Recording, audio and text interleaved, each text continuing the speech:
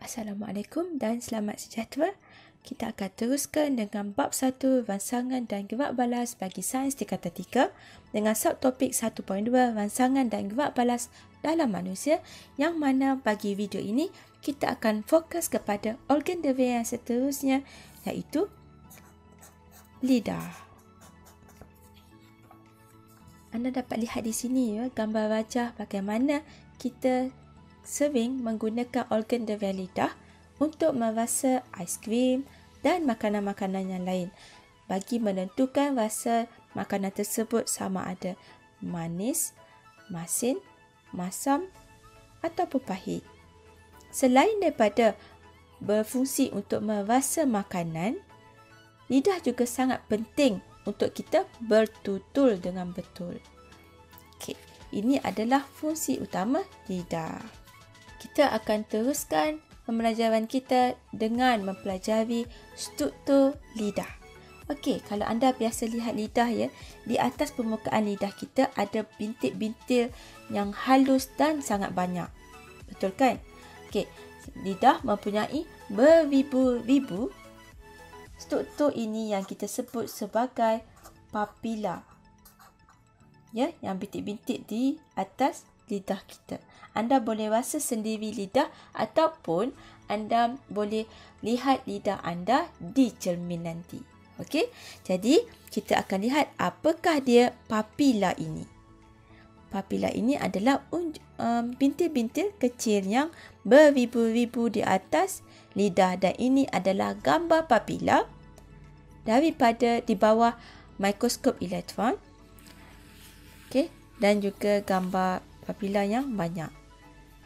Okey, dan ini adalah struktur papila yang kita lihat tadi di bawah mikroskop elektron. Okey, dan juga unjukan papila yang banyak di atas permukaan lidah. Okey, yang mana papila ini sebenarnya pula mempunyai beratus-ratus struktur lain yang kita kenali sebagai tunas rasa. Okey, tunas rasa. Ya, beratus-ratus pada satu papila. Anda boleh bayangkan kita ada beribu-ribu papila. Okey. Dan bagi tunas rasa ini kita boleh lihat di sini Okey, ini adalah struktur papila yang kita lihat di bawah mikroskop, dan cikgu akan terangkan dan tunjukkan dengan lebih jelas di sini. Kalau anda lihat di anak panah ini mungkin tak dapat kelihatan dengan jelas. Cikgu gunakan pen yang berwarna orange untuk menunjukkan terdapatnya tunas rasa yang sangat banyak pada papila ini. Okey, dan setiap tunas rasa ini bersambung dengan saraf yang ada di sini. Okey, jadi saya gunakan pen warna merah. Ini ada banyak ni unjuran-unjuran yang dapat lihat di sini ada banyak tunas rasa. Jadi satu tunas rasa ini, okey, kalau kita besarkan, so kita akan dapat inilah dia struktur tunas rasa. Okey, ini pula adalah papila yang telah pun cikgu besarkan. So kita boleh nampaklah ini adalah struktur papila. Okey, jadi daripada struktur papila ini juga anda boleh lihat dengan jelas ada warna kuning. Kita bezakan dengan warna kuning yang banyak di atas permukaan papila ini, dan setiap warna kuning inilah jika kita besarkan, okey, jadi ini adalah dia struktur tunas rasa. Okey, ini gambar wajah di bawah mikroskop, dan ini adalah gambar wajah saintifik yang mudah untuk kita nampak lihat Okey, jadi ini adalah tunas rasa. Setiap bulatan ini adalah tunas rasa pada papila. Ini adalah satu papila dan ini adalah satu tunas rasa. Okey, sementara ini pula ialah struktur tunas rasa. keseluruhan bagi tunas bahasa. Okey, mari kita lihat apakah yang ada pada tunas bahasa. Okey, kita mulakan dengan permukaan di atas sekali yang terbuka, okey, yang kita sebut sebagai liang. Okey, dan seterusnya liang ini terdapat unjuran ya, yang kita boleh lihat sebenarnya ada rambut yang bersambung dengan yang berwarna kuning ini. Yang paling penting bagi tunas bahasa iaitu reseptor bahasa. Inilah yang paling penting. Okey. Sementara sel-sel yang berada di sebelah reseptor bahasa ini kita kenali sebagai sel penyokong. Sementara reseptor bahasa ini tadi daripada atas yang berwarna kuning tadi akan bersambung dengan saraf bahasa yang akan seterusnya menghantar impuls ke otak. Okey. Seterusnya bagi tunas bahasa tadi yang seperti mana cikgu dah cakap, tunas bahasa pula mempunyai 10 hingga 50 reseptor bahasa bagi setiap satu tunas bahasa. Wow, banyak kan? Dalam beratus-ratus tunas bahasa yang terdapat pada satu papila, terdapat pula 10 hingga 50 reseptor bahasa pada satu-satu tunas bahasa. Okey, mari kita lihat struktur yang kita dah pelajari tadi, tapi gambar rajah ini adalah lebih besar dan lebih jelas. Okey, jadi mari kita ulang kaji semula tadi supaya anda dapat mengingat dengan lebih baik. Okey, kita mulakan dengan struktur yang paling asas ke atas tadi ialah liang. Okey, iaitu struktur yang terbuka di bahagian atas. Sementara itu terdapat unjuran-unjuran halus yang kita kenali sebagai unjuran berambut basah. Okey, in English kita biasa sebut sebagai taste hair. Okey, cikgu tulis kat sini supaya mudah untuk anda Google. Okey, yang seterusnya di sini daripada unjuran ini akan bersambung dengan yang berwarna pink ini yang kita kenali sebagai reseptor sel bagi reseptor bahasa. Inilah yang paling penting. Jadi daripada unjuran terus ke reseptor bahasa ini. Dan daripada reseptor bahasa ini pula akan terus bersambung dengan yang berwarna kuning ini yang kita kenali sebagai saraf bahasa. Okey, dan sel-sel yang berwarna biru yang terletak di bersebelahan dengan sel reseptor bahasa ialah sel penyokong. Okay. So ada dua sel lah tadi, sel penyokong dan sel reseptor bahasa.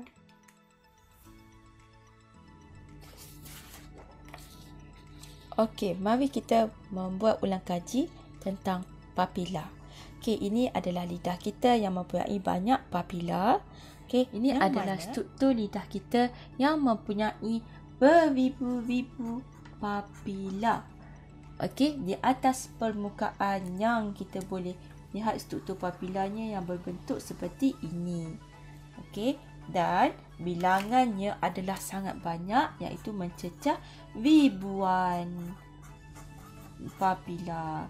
Beribu-ribu papila. Okey, anda boleh bayangkan ya di atas permukaan lidah. Okey, kemudian seterusnya bagi setiap satu papila ini, okey, this is papila mempunyai dan di atas setiap papila ada yang kita kenali sebagai tunas bahasa. Okey, tunas bahasa setiap ni yang bersambung juga dengan saraf ya. Okey. Dan setiap tunas bahasa ini bagi papila, satu-satunya papila mempunyai beratus-ratus. Anda bayangkan ya, beratus-ratus tunas rasa. Okey, kalau apabila tadi beribu, tunas rasa pula beratus-ratus. Dan bagi tunas rasa ini pula, bagi tunas rasa, setiap tunas rasa pula kita mempunyai struktur yang kita penting yang kita kenali sebagai ini bersambung dengan saraf ini, iaitu sel reseptor rasa. Okey, yang mana setiap satu tunas rasa ini mempunyai 10 hingga 50 reseptor rasa. Okey, jadi anda boleh lihat ya, terdapat beribu-ribu papila dan terdapat beratus-ratus tunas rasa pada papila dan terdapat 10 hingga 50 reseptor rasa pada satu tunas rasa. Beribu-ribu papila pada permukaan lidah, dan beratus-ratus tunas rasa pada papila dan 10 hingga 50 reseptor rasa pada tunas rasa. Wow, kalau kita lihat, kita boleh darab ya betapa banyaknya, betapa berjuta-jutanya reseptor rasa pada lidah kita yang dikurniakan oleh Tuhan. Okey, baik. Mari kita lihat bagaimana proses makanan dapat dikesan rasanya oleh lidah. Okey, kita bermula dengan nombor 1 ini ya. Okey, makanan apabila kita kunyah, biasanya makanan akan larut di dalam air liur kita. Okey, dan sampai ke tunas rasa. Okey, kemudian kita boleh lihat di sinilah tunas rasa yang jelas di sini. Ini adalah struktur papila. Okey, yang mana terdapat banyak tunas rasa, beratus-ratus ya tunas rasa pada satu papila saja. Kemudian ini adalah struktur tunas rasa tersebut. Yang mana makanan tadi telah pun larut dalam air liur sampai ke tunas rasa. Dan di sini di atas liang ini terdapat unjuran yang cikgu cakap tadi berbentuk seperti berambut. Okey, unjuran rasa yang akan menerima rangsangan, iaitu makanan yang telah pun terlarut di dalam air liur tadi. Itulah dia rangsangan dan dihantar ke reseptor rasa yang terdapat pada tunas rasa.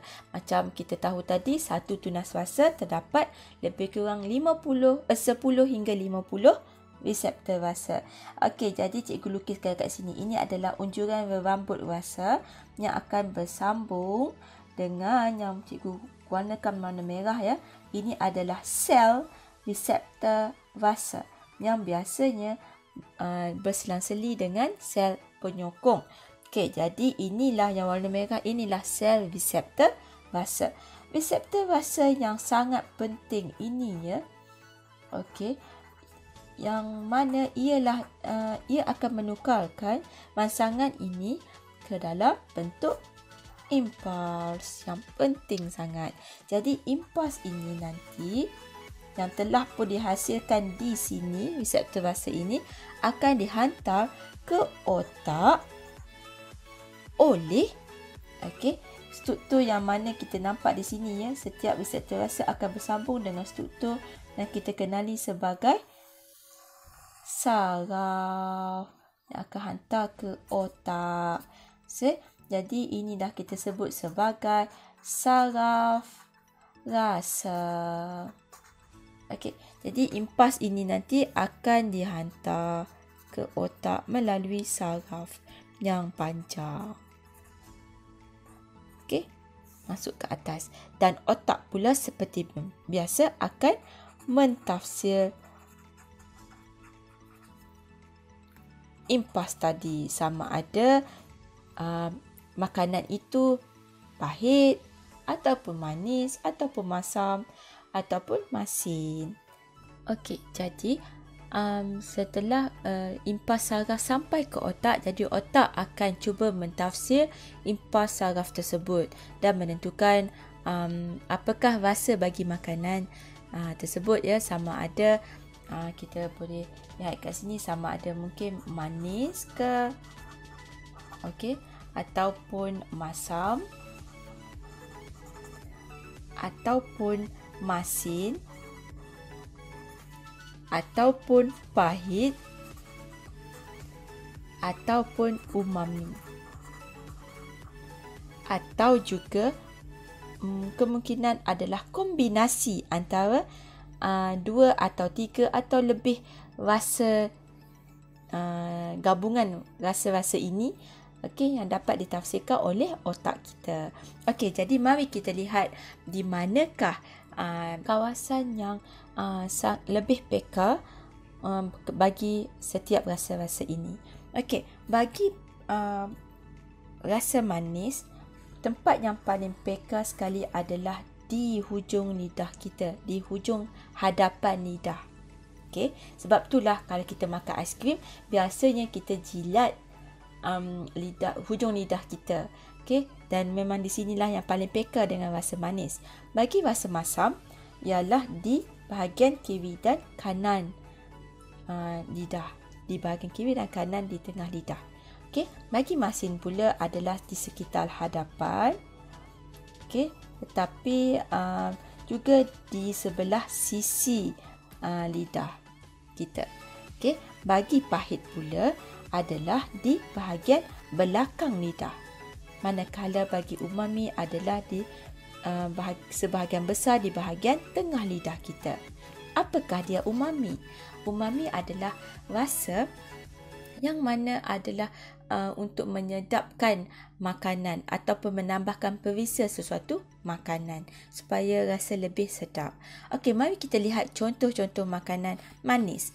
Okey, manis cikgu rasa semua orang tahu, contohnya tembikai, aiskrim, kek, ataupun coklat dan banyak lagi buah-buahan lain, pisang, durian yang sangat manis. Okey, bagaimana pula dengan masam?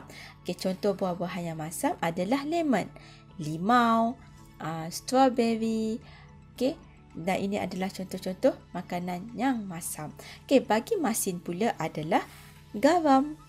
Okey, bagi pahit pula, ya contohnya ialah perwir dan juga sebahagian besar herba-herba.